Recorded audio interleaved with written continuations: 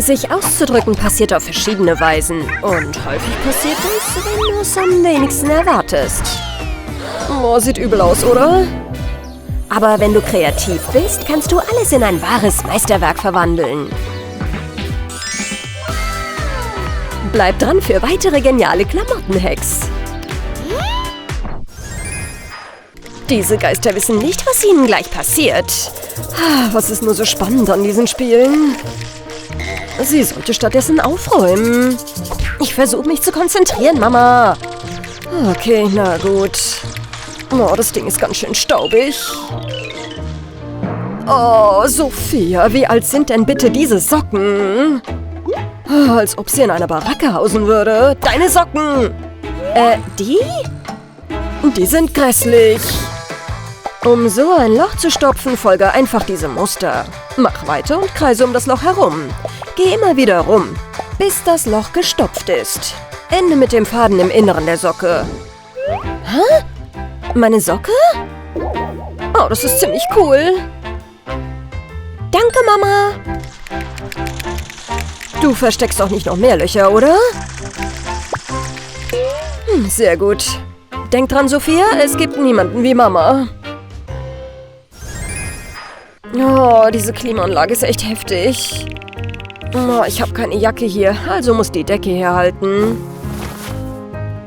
Rein mit euch, ihr 10. Mann, die Decke ist viel zu klein. Ach, kommt schon, werdet doch warm.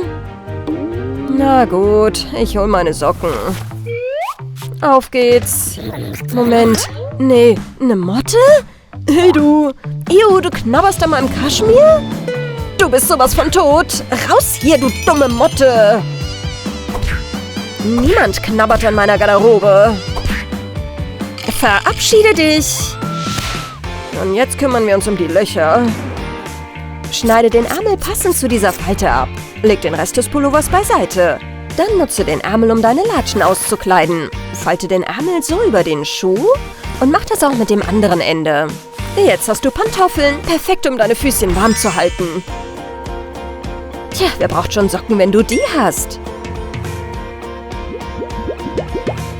Jetzt kann ich es mir endlich richtig gemütlich machen. Und dazu noch eine heiße Tasse Tee. Hä? Das Vieh ist immer noch am Leben? Du hast die Schlacht gewonnen, aber nicht den Krieg, Mensch. Meinetwegen, Motte. Ein neuer Tag zum Lernen. Oh, ist das der neue? Und der fährt Motorrad? Aus der Nähe sieht er sogar noch besser aus. Ich gehe hin. Hi, ich bin Sophia. Du bist neu hier, ja? Okay, ich hab's verstanden.